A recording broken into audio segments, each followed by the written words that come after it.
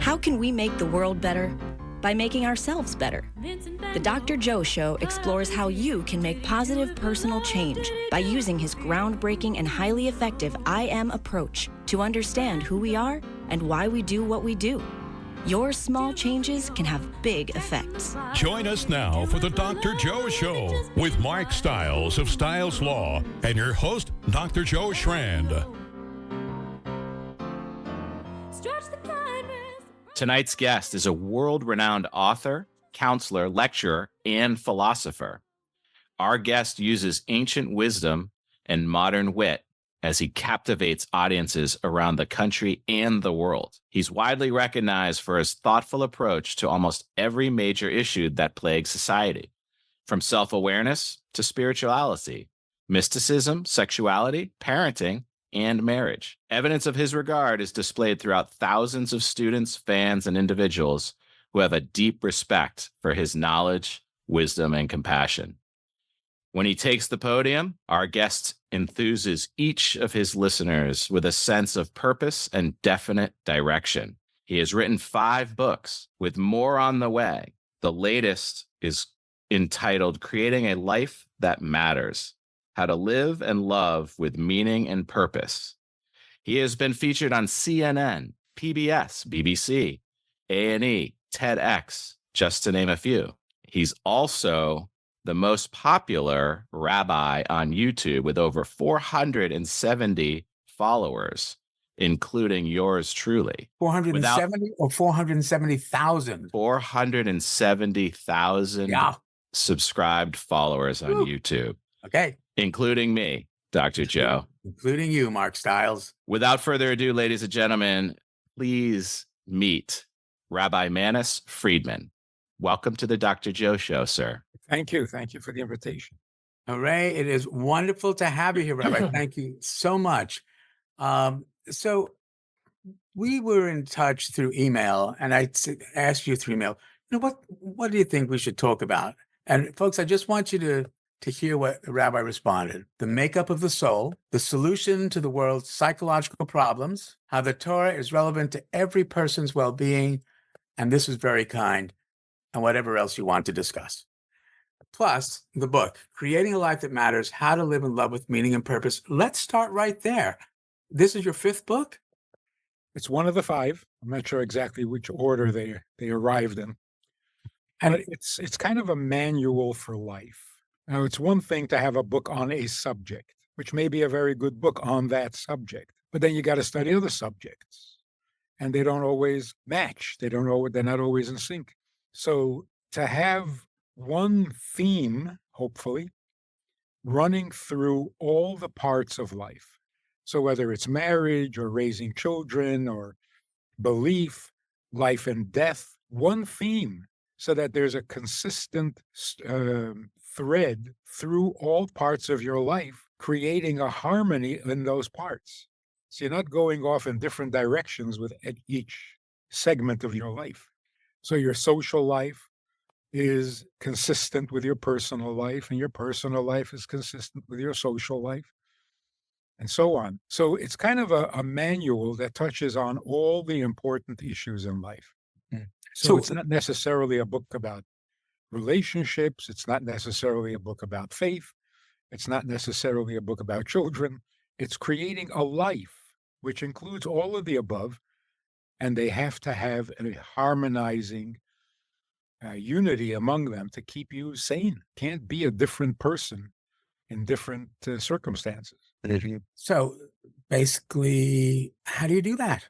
I mean, because when you go to work, some people in the social domain of work, they act differently than when they go home. I mean, ideally, we all act with kindness and honesty wherever we are. But how do you do this consistent thread? I think the most shocking disharmony is when you know a man at work and he's the most delightful guy in the office. But when you find out how he behaves at home, you're completely shocked. It's not the same human being. In the office, he's a really nice, friendly, considerate guy. At home, he's a total monster. So aside from the question of how could you be such a monster, it's like, how can you be so different? It's like you throw a switch when you walk in the door and you're a different person. Yeah. And why? Yes. And how? How do you pull that off? I mean, who are you really? So that's the road of exploration, right? If somebody can explore that, like why they're inconsistent, they can then make a decision. They can either be wonderful at work and home, or the opposite, I suppose. So what's the exploration? What's the journey? They say if you're a monster, at least look like one. Right. Yeah, they said that to me about, if you're a doctor, at least look like one. We're trying, right?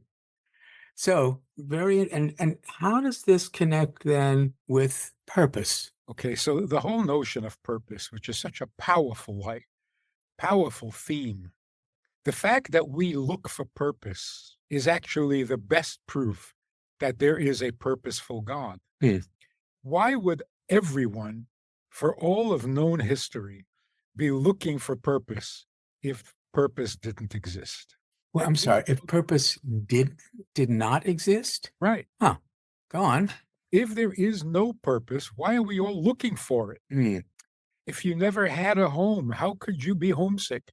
You're missing your purpose. Well, there is no purpose. No, there has to be. Why? Why are we so sure that there is a purpose that we keep looking for it? Very interesting. And, for me, it stirs up a whole bunch of potential answers. Mark, what do you think about this? It's fascinating. I've never actually thought about it in that way. But yet I'm seeking, I'm discovering, I'm searching for that purpose. And it seems to always come back to the service of others. Which is the answer to the question, what is my purpose? But where does the question come from? Right. Where does that quest, that need, that compulsion? So I think it's a great question. So just to give you a little background on me, when I was in college, I was doing a lot of theater, but I was also studying something called sociobiology. It had just come out. E.O. Wilson had written this sort of revolutionary textbook looking at, in essence, the genetics of behavior. But the idea was that everything we do has some meaning. And Alan Watts was a philosopher I was reading at the same time who made the distinction between meaning and purpose. But for me, because let me back up.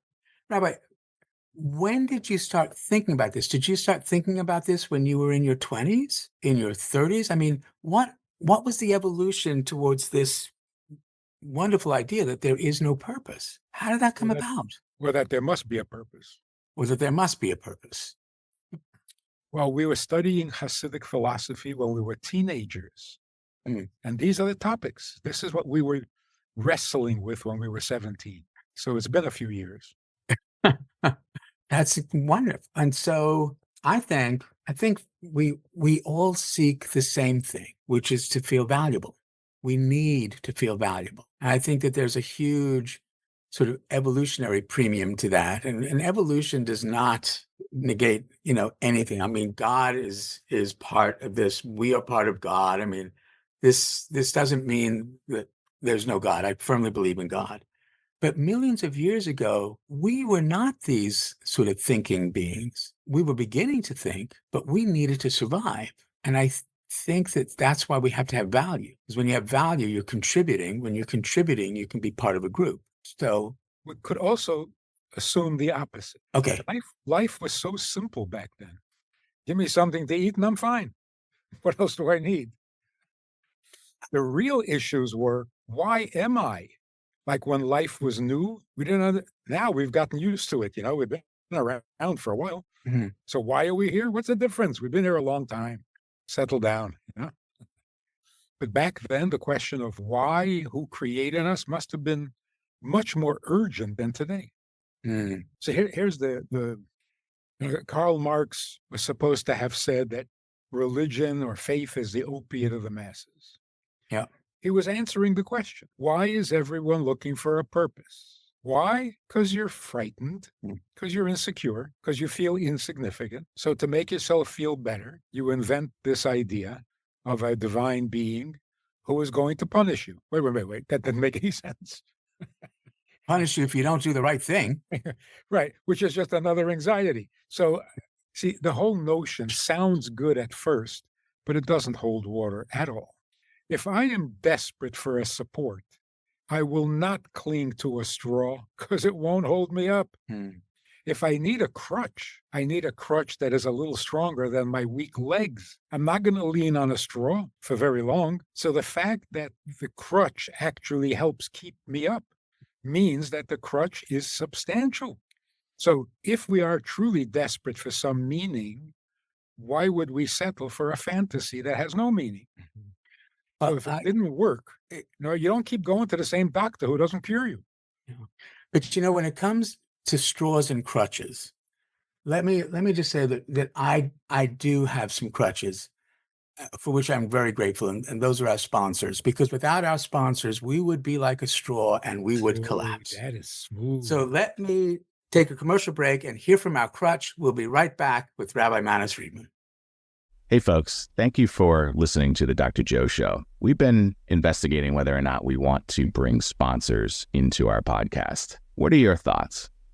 Do you know somebody who might be a good partner with the Dr. Joe Show, who may want to align their product or service with the Dr. Joe Show? Think about it. And we're back with the Dr. Joe Show with our guest, world-renowned author, lecturer, philosopher, and counselor, Rabbi Manis Friedman. Yeah. Thank you so much for being here. We were off air, and Mark, you brought some stuff up off air a bit. Maybe we can bring that in because I think it's. Well, I was really impressed with the YouTube presence. I know you have a lot of subscribers, me being one of them now. But the content that was delivered is really, really good. So, listener, right now, while you're at it, pick up the phone, grab the YouTube, find Rabbi Manis Friedman's YouTube, and hit that subscribe button. It is worth it. You will not regret it. The information is thoughtful, concise, really thought-provoking. And as you mentioned, Rabbi, it comes from teachings of hundreds of years ago, yet so relevant today. And this is actually how it started. I was studying or having these conversations with some of the younger students here in Brooklyn, and we taped it so that they could hear it again. And then somehow it got onto a website, and the reaction was so strong, we thought, okay, if everybody wants to hear it, then let's make it public. And that's it. It just took off. I love that. The content. I mean, so what was in that first couple of tapes? What were you talking about? Do you remember? Oh, I don't remember. Must have been something about purpose. Yeah. So it comes up often. So you would say that these were the conversations that you're having around the table when you were 16, 17 years old. How do you think that has progressed? I mean, I was asking before about the progression of this, because did it have the same sort of impact when you were 17? The idea that there's maybe no purpose? No. The thought is that if everyone is looking for a purpose, then there's no question that there is one. We're not all suffering from some universal delusion. Okay. And if there is a purpose, then the purpose has to precede our existence. Nobody creates a car and then ponders its purpose. So let me go over that again. Let me get some clarity on that. So purpose had to precede existence of being aware that maybe there's a purpose of our existence. Now we say, do I exist for a purpose? Well, then I can't make one up halfway through life. I can wake up one morning and say, my purpose is to be a doctor. But then my mother said that. No, I tell you, she said, preceded you. She said, Joe, you can be whatever you want as long as it's a doctor. Right. But then imagine I try to get through medical school and I can't make it. Okay, I'll find a different purpose. No, that's not purpose. That's just intention. Career, plan. Yeah. And purpose means I exist out of some purpose. There was a purpose for my existence, so here I am, which means that purpose is in my DNA. Do you believe we all have the same purpose? if we're all human beings, we must have some purpose in common. Agreed. Then there are distinctions: men, women, Jews, non-Jews, doctors, non-doctors. Rabbis, non-rabbis, lawyers, non-lawyers. We got Mark as a lawyer, so true. Yeah. We're in these little clusters. Here's the real pivotal revolutionary idea. For 5,000 years, we've been told that to stay alive, you must have certain basic requirements. You have to have safety, you have to have food, you have to have drink, you have to have the ability to mate. Right. Relationships. Right. Relationships. In other words, we are very needy because without these things provided, we cannot live. So what motivated everything human beings ever did? Don't want to die. Mm-hmm. Don't want to die. Yep. It's a powerful motivation. Yep. So back then, the farmer wakes his son early in the morning and says, "Get up, we got to go to work." The boy says, "Why? Why?" He says, "Because it's the season. If we don't get the seeds in, the winter is going to come and we won't have what to eat and we're going to die." Mm-hmm. So of course the kid gets up. Say that to a child today. Wake up, it's late. Late for what? You're going to miss the bus. Why do I need a bus? To get you to school. Why do I need to go to school? I mean, you go through this whole thing. Well, because you got to get into a high school. High school will get you into college. College will get you a job. Job will get you money. Money will help you pay the mortgage. Why do I need a mortgage? Well, because you got to live in a house. Why do I have to live in a house? Well, if you live in the streets, it's dangerous. You could die. And the kid says, "That's why I have to wake up this morning and get on a bus. Because 60 years from now, I might be in the streets and die. I'm going back to sleep." And besides, you don't die, you go on welfare. Yeah. So the threat of death, and I think this is really a major, never mind climate change. There's a change in mentality that is, death doesn't work anymore. Threatening people that they're going to die just doesn't have the clout it used to have. Why do you think that is? I agree with you. But why? How did that generation, people 30, 40, 50 years younger than us, how did they get to that part? Is it the video games? Well, that's a jaded, callous attitude. Mm-hmm. But I'm talking about healthy, well-balanced, intelligent kids who say, "I didn't ask to be born. I don't need this." Right. They're not depressed. They're not angry, but they're intelligent. Yes. So you say to a teenager, don't experiment with drugs. It'll kill you. And they're waiting for the punchline. And so, and we're having a hard time relating to that. Well, what do you mean? You might die. Yeah. Okay. The same is true with religion.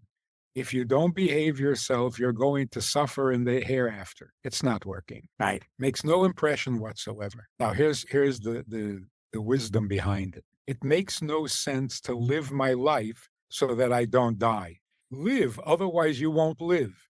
This is not making any sense. Go through all that work, put up with all the difficulties, with all the heartaches, with all the anxieties, because otherwise you won't be alive. See, you're not explaining anything. You're running in circles. Mm-hmm. Don't die, because then you won't be alive. And I'm not enjoying what I'm doing while I'm alive. So the alternative isn't that scary. Right. So when you're not enjoying, you're in danger. But even when you are enjoying, it's an option. As long as life is good, I'll put up with it. I don't need it. I don't need it. Wow. This little insight is so revolutionary. Yes, I'm alive. And no, I don't want to die, but I don't need this. And if I don't need to live, I certainly don't need money. I certainly don't need love. I don't need to be here at all. So all the little goodies of life, I don't need any of them. This is so liberating because it's so true. Human beings don't need to be here. We don't ask to be born. So these people who are suing their parents for giving birth to them without their consent, it's not a joke anymore. It's real. Why do I have to do anything when I didn't ask to be born? I didn't agree to be born. You went ahead and gave birth to me, so you pay the bills. Why should I? You invited me to an expensive restaurant, and then you want me to pay the bill? That's nasty. So I have to go to college? I've got to get a degree, and I have to pay the bills? It doesn't make sense. Or dollars. Right. So even with God, God says, do this or you will die. And the reaction is, you created me. I don't need this. If I die, your loss, not mine. So look at how we're turning everything upside down. The going assumption for all of known history is that we are the needy ones. God is sitting in heaven and laughing his head off, watching us struggle, because he needs nothing, obviously, because he's perfect. Yeah. Once you think about this, it's the exact opposite. It doesn't make sense that we are needy, and it certainly doesn't make sense that God needs nothing. I don't know how we even got into that mindset. He created the entire universe and needs nothing. When you need nothing, you do nothing. Well, And we didn't create anything, but we have a long list of needs. right. This doesn't make sense. It is difficult as human beings to be this needy. It is.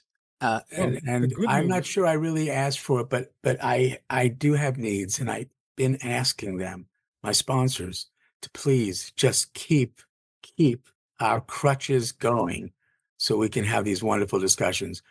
We'll be right back with the Dr. Joe Show and Rabbi Manis Friedman. Hey, folks, welcome back. So any thoughts? Do you listen to other podcasts?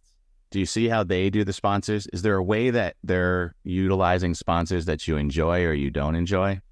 I listen to SmartList, and I really enjoy how the co-hosts share the voiceover for the product or service. It's really funny for the most part, but it's unique. It's them really endorsing. Does that work? What do you think? And we're back with the Dr. Joe Show. Sit down, get comfortable, because we are going deep with Rabbi Manis Friedman. Yeah. And we were talking about needs and how we haven't created anything, and yet we're so needy. Actually, but I'm not sure we created you.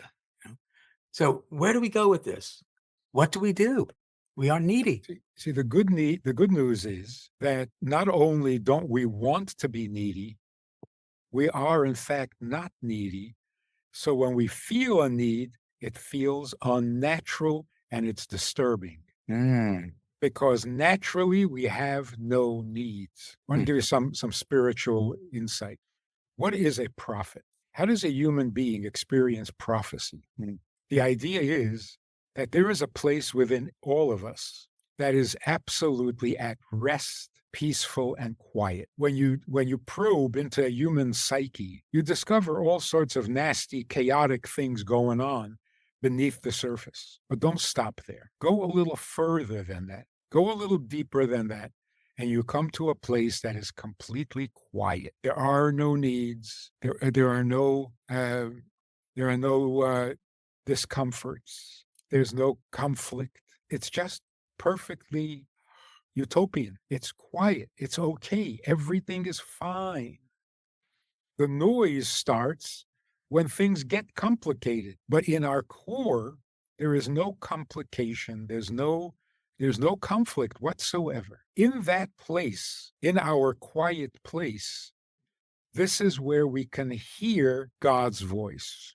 Actually, this is where we can hear anyone other than ourselves. So the prophet is someone who is not distracted by the noisy part of his personality, psyche, or whatever. He is often in that quiet place, and he will hear some divine message or some divine voice. And this is where we can actually connect to each other. The noisy part cannot connect to another noisy part. It's just misery. But my quiet place can get very comfortable with your quiet place. And in that place, I can actually see you as you are. The noise discolors everything. So in that quiet place, I don't have needs. The needs come on afterwards, externally imposed. So here, for example, I need to eat. No, you don't. It's plagiarism. You don't need to eat, because if it were up to you, you would never make yourself dependent on broccoli. You would never put yourself in a position where you have to get to the vegetable before the rabbit does. You're competing with bugs, with insects. I would never do this to myself. So to say I need to eat, no, I need to stop eating. I need to stop being dependent on things outside of me so that I can go without food when I'm busy and without sleep. So really the question is, who did this to me? I don't like this. So to call it my need, oh, I don't need this. And yet I can't go without it. Conclusion, whoever designed me needs me to eat. It's not my idea, not my picture of what I would like to think of myself as. Oh, no. I am not a food needy being. That's not me. I can't help it. I must eat because there's a flaw in my design, and I didn't design myself this way. And a perfect example for that is a teenage boy is traveling overseas. He comes to the school, to the yeshiva on the other side of the ocean, walks into the office and says to the dean, I need to call my mother. Can I use the phone? The dean says, you need? He says, I need to call my mother. The dean says, you need? The boy says, no, my mother needs me to call her. And the dean says, stop lying. You don't need to call your mother unless you ran out of money. Your mother needs you to call. Why do you plagiarize? I don't need to eat. Whatever created me, whoever created me, for some strange reason, makes me dependent on food. I don't understand this. I don't like this. The creator needs me to eat. Saying I need to eat is dishonest. It's confusing. It makes us crazy. I don't need to eat, especially when I'm busy doing something really meaningful. So I don't need to sleep. I don't need to eat. I don't need a house. I don't need to be loved. I don't need to be protected. I don't even need to be here. And yet I am here and I must eat. Well, who did this to me? Now we're talking purpose.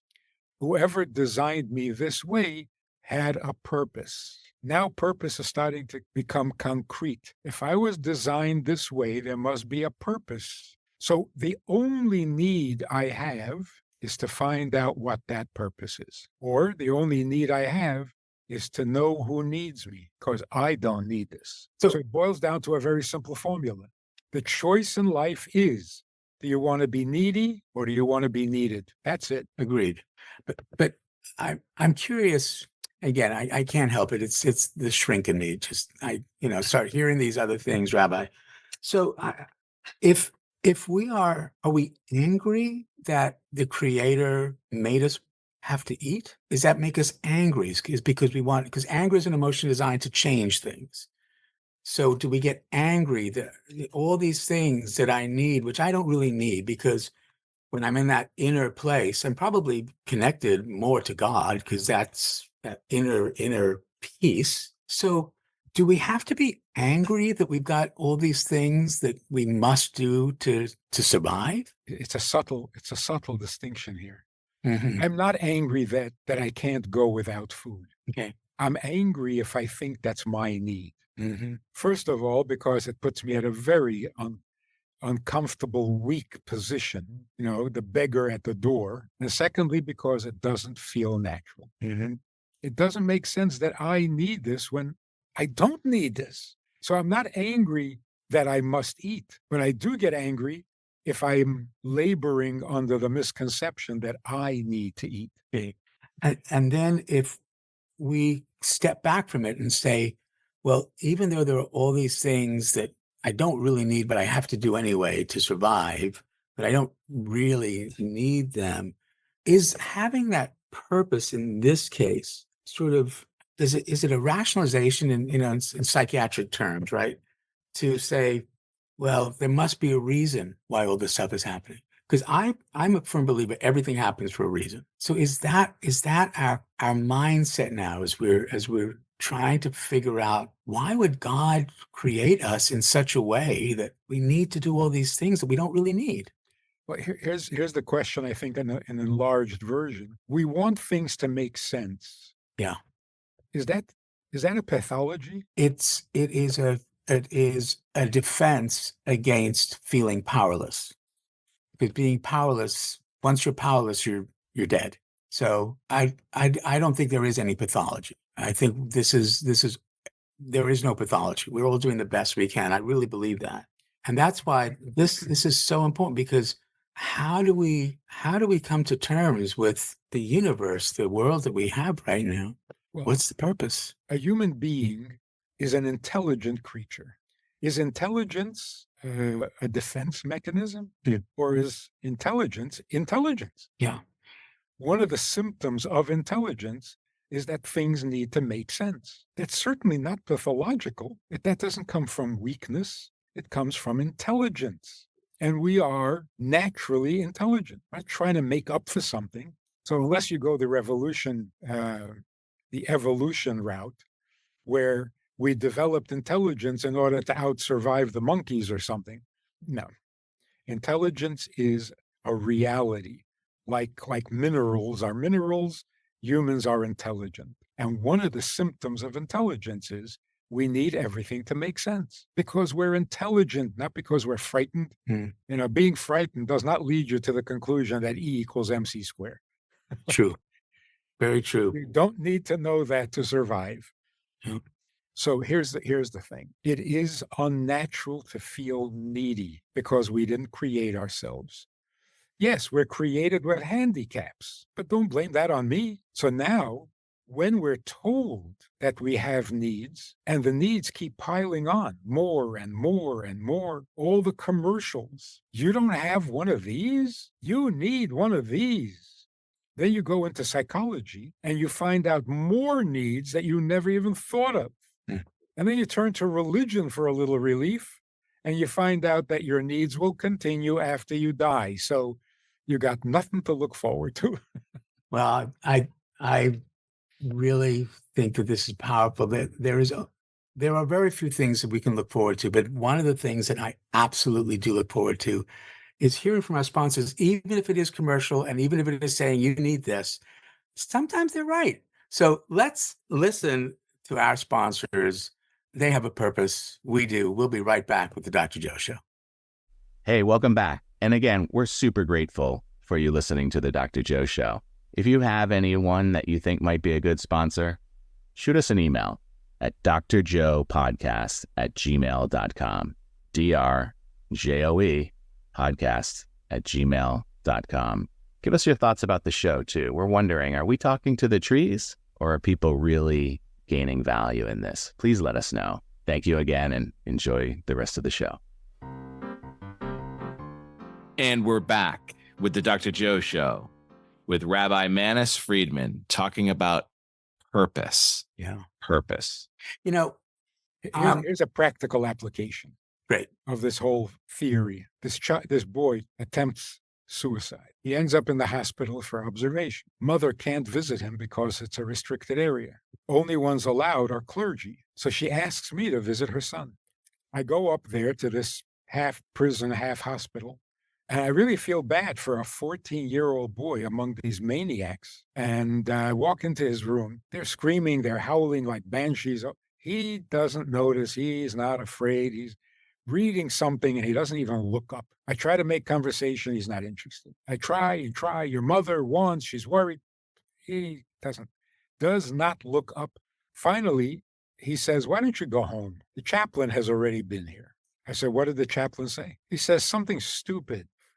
I said, "What did the chaplain say that was stupid?" Chaplain said I shouldn't kill myself because God loves me. I said, "That's stupid?" He says, "Yeah." We spoke about it a little bit. He couldn't really explain, like a typical teenager. He couldn't explain why he thought it was stupid. It was just stupid. I went home and I realized that I had just discovered something really, really significant. The kid comes from a more or less stable family. No real reason for him to take his life other than boredom. By trying to take his life, he was announcing to the world, I don't have to be here. There's no really need for me to be here. So, 14 years, enough. Let's try something else. He was saying, I am not necessary. Now the chaplain comes and says, "Oh, don't kill yourself. God loves you." What the boy is thinking I just told you I wasn't necessary, but I should hang around because God loves me. That may work for a pet, for a gerbil that nobody needs, but they're cute and fluffy, so we love them. But to tell a human being, you're right, you're not necessary, but God loves you, doesn't work.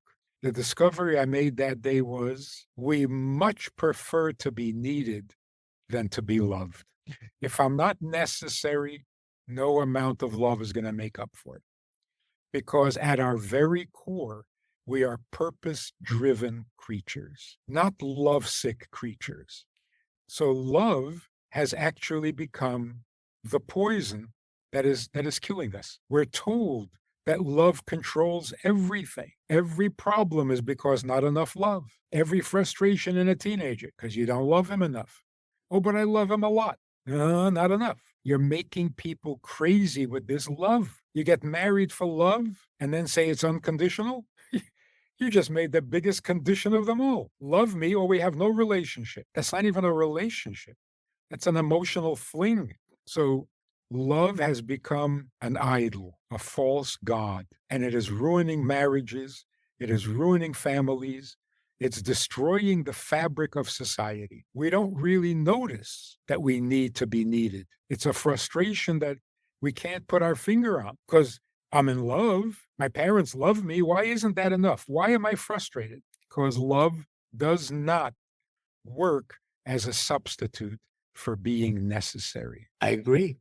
And that's why, what the IM is saying is that we all want the same thing, which is to feel valued by someone else. And I think value is not the same as love, not at all.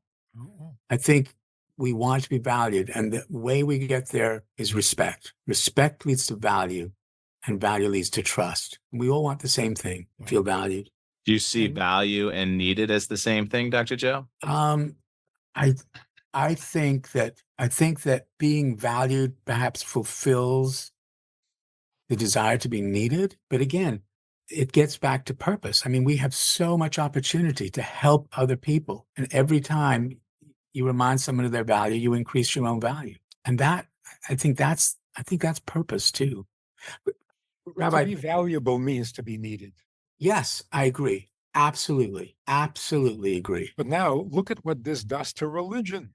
Religion tells you God loves you. He loves you. He's all about love. He is love. God is love. Does he need you?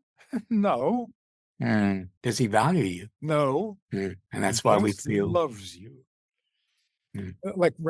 He loves you very, very much. But if you don't believe in him and you reject him, well, then you just go to hell forever. Right. No cost to him. Right. Which means he does not need you. The conclusion is, if he doesn't need you, then he does not love you either, because there is no love without vulnerability. Great. So religion has been selling an empty promise. Yep. Don't promise me God loves me No. unless I am essential in some way to him in his vast eternal plan. If I'm not necessary, please don't love me. Don't treat me like a pet. There's a lot there. Wow. Rabbi, we're coming to the end of the show, but we're going to have so much more to talk about. But the IM has two truths. Because the four domains, your home domain, your social domain, the biological, and the IC, the way I see myself, the way I think other people see me, because these intersect, a small change in any domain can have a big effect. We don't need to change everything. So with that in mind, what small change can you recommend to our listeners based on what we're talking about tonight? There is a change. I don't know if you can call it small, but there is one change that will make a huge difference in every aspect of life, in all four domains. And that is the simple equation. My life is not for me. Just because it's my life doesn't mean it's for me. A perfect example is, imagine you're worth $200 billion. Do you think it's all for you? If it is, you got a problem. You better start spending fast, because in 10 lifetimes, you could not use up that money. How could it possibly be for you?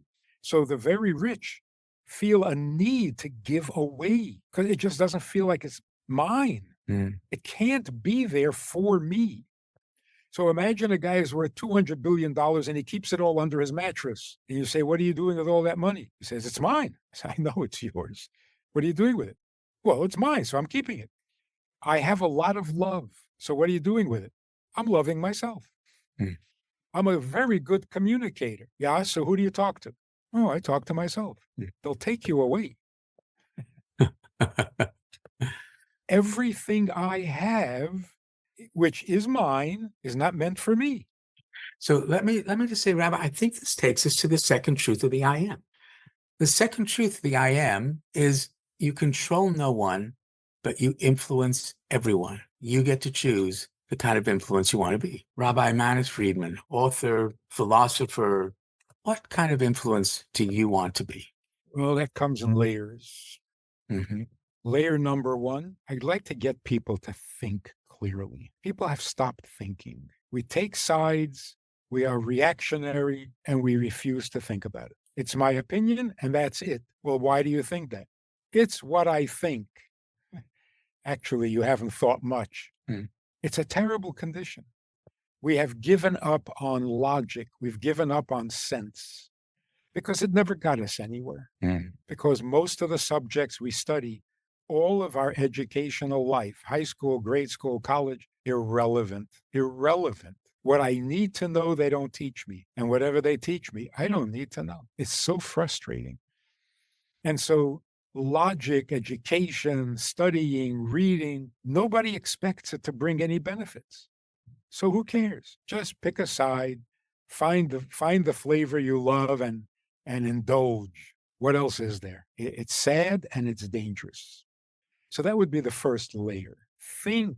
The second layer is truth. Completely given up on truth. Like I say to someone, why can't we just tell the world that we are the chosen people? We are the descendants of Abraham, Isaac, and Jacob. And we were there at Mount Sinai, and we heard God state the 10 commandments, and we traveled in the desert for 40 years. Why can't we just tell the world? Why do we keep them guessing? Are you? Aren't you? Yes, we are. We are the chosen people. And so many leaders that I talk to about this say, look, we know that's true.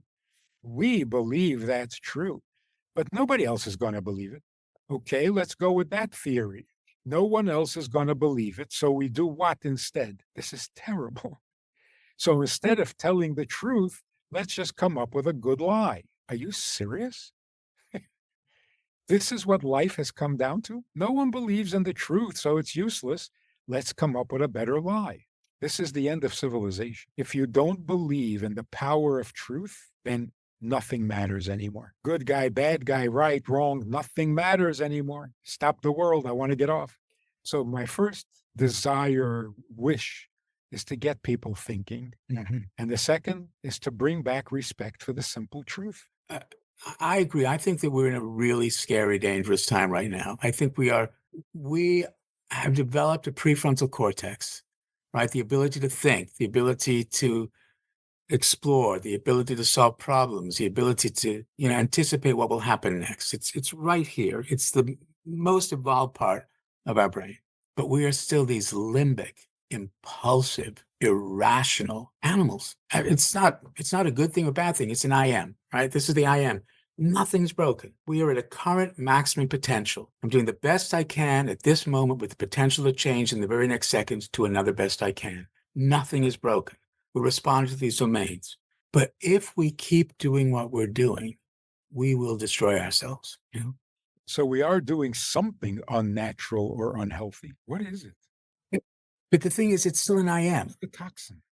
But you see, if I can step back, you see, my concern is if I say to someone, I think you're doing something unhealthy, I will create a resistance. I will create a wall because they will immediately think I see them as less valuable. That's the I see domain. How do you see me? The I am is saying, let's look again at why we're doing what we're doing based on the influence of the domains without the judgment. You take the words look again, reverse them. Again, look. Again, to repeat something. Look like a spectator. Let's respect why people do what they do without that judgment. When is the last time you got angry at someone treating you with respect? I mean, we don't. Our brains don't activate that defense because we feel respected, which helps us feel valuable, which is what everybody wants. For millennia, human beings have increased their value by decreasing someone else's. And then we're astonished that other person, that other group, that other country does the same. That's why we have the conflicts we have today. Mhm. But at any moment, you can remind someone of their value. Yes. And when you do that, you increase your own value. That's what leads to trust. And with trust, we can find truth. Yes. That's a very good method. You build trust, people will hear you. Yes. And when they hear you, you can tell them that they're stupid. Not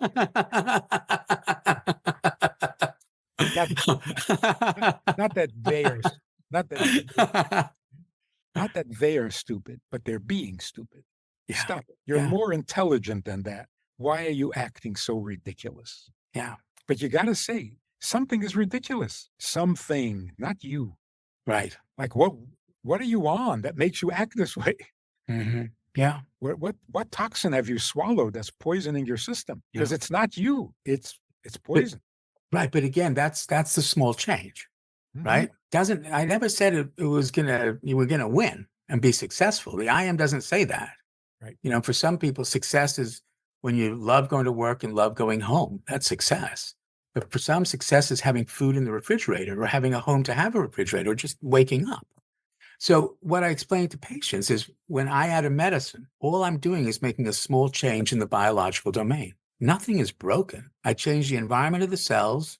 I change the response. So what happened in your home or social domain, your biological, I see that the best you can do right now is see something so different than what I see and believe something so different than what I believe. I'm fascinated by that. I want to know why, what happened. And what I'm hoping is that will give, it's not giving. It creates a platform where people can truly explore who we are, why we do what we do. I mean, I think we had this discussion tonight about our need, and I absolutely agree that we need to feel valued. And if I can do that for you, then that's my purpose, to help you feel valued, to remind you that you're valuable. And then hopefully you'll do the same for somebody else. Mhm. Now, in ultimate truth, are you valuable? No. I mean, a little more valuable now than I was when I was in college in pre-med, but that's a different kind of value. I don't know, Rabbi. I honestly don't know. Mark knows. I don't know. I don't know what, whether any of this has any meaning or purpose, or whether it's. So this is where God becomes indispensable. Mhm. It's one thing to say, let me make you healthy. Let me make you feel secure so that you can get to know the truth. What is the truth? Nobody has found it yet. There's a joke. The guy says, I live in a very dangerous neighborhood. I asked the policeman, how long does it take to walk from here to the subway station? He says, I don't know. No one has ever made it. Like, we're all looking for the truth. And if I help you and I value you and I make you feel safe and secure, then you can pursue the truth. And what will I find? Nobody knows. Nobody knows. Yeah. That's frustrating. How hard am I going to try to find something that no one ever has found? And that's why when we say the purpose of life, we mean the purpose. There is a known purpose, but only God can provide that. What is the purpose? The whole complete story? God wants to be the God of earth, not the God of heaven. In order to be the God of earth, he has to be invited by earthy people. So we are partnering with God to make earth his main dwelling place. That is the truth. I'm in. That's the Bible's message. The Bible never told you how to get to heaven. Told you how to bring God to earth. Wow. I've read the Bible from cover to cover. There is no mention of heaven after the first sentence. In the beginning, God created heaven and earth. The rest is all about earth. Yeah. So if you want to get to heaven, well, good for you. You're going to miss God because God is coming down. You can wave as you pass each other. Going to heaven is a terrible idea. So how do we do that? How how do we behave in a way that creates that invitation? God did not keep it a mystery. He came down to Mount Sinai and was very explicit. Follow the 10 Commandments. Actually, 7 commandments. Oh, really? Oh, 10 which one? 10 are for the Jewish people. Oh. The 10 commandments begin, I am God, your God, who took you out of Egypt. Well, who came out of Egypt? Yeah. Not the Egyptians. Yeah. So the 10 commandments are really addressed to the Jewish people. But there are 7 commandments that were given to Noah before there was a Jew. Some of them match, are the same, like don't murder, don't commit adultery, don't steal. But then there's, in the 10 commandments, honor your father and mother. It's not one of the 7. Keep the Sabbath, not one of the 7. One of the 7 is don't be cruel to animals. It's not one of the 10. So all human beings have 7 commandments. If they keep the 7 commandments, they are righteous. If you're not keeping the 7 commandments, keep them. You haven't done it till now, we'll do it now. Never too late. Never too late. Because they're what God needs. So a person, well, it's too late for me. It's not about you. You don't need to eat. You don't need to go to heaven. So all the commandments are there to partner with God in making the world more godly. So if you didn't do it yesterday, well, then do it today. Will that get you to heaven? You're not going to heaven. Much better to stay here. So that is the main theme. Life is not for me. I'm just the messenger to spread it, to share it, to give it, whatever I have. If I have information, not for me to keep, that's sinful. If I have love, not to love myself. If I have respect, it's not to respect myself. That's narcissism. That's like a dark star, sucks in its own light. I think if children were told, your life is not for you, someone needs what you have, beginning with God, I think we would have a much nicer world. Yeah. Just on that one concept. Yeah. Well, it seems that, your sons are helping you and spreading the word. I think that's fantastic. I have 4 kids, and I think each of them, the core is they're kind. One of the things that I say to parents is it is much more rewarding to be amazed at who your child is than disappointed in who they are not. Okay, let's end with one more piece of lyrical advice. Great. If you raise your children, then you can spoil your grandchildren. But if you spoil your children, you're going to have to raise your grandchildren. Oh, nice. And you're too old for that. Nice. So true. So true, right? So true. It is so true. Much, much more to explore. Rabbi, this has been wonderful. Thank you so much for the beginning of a conversation that really has so much more to explore. Hopefully, we'll be able to do that. Thank you so much for being here. Good night, folks. Mark? Folks, if you're seeking more, as I am, go onto the YouTube channel for Rabbi Manis Friedman and dig in deep, and you will not be disappointed. Thank you very much for sharing your time, sir. And a copy of Creating a Life That Matters, How to Live and Love with Meaning and Purpose. Fantastic. Good night, everybody. We'll see you next week. Is it sadness or just a show? Then go, go, go, go, go, go.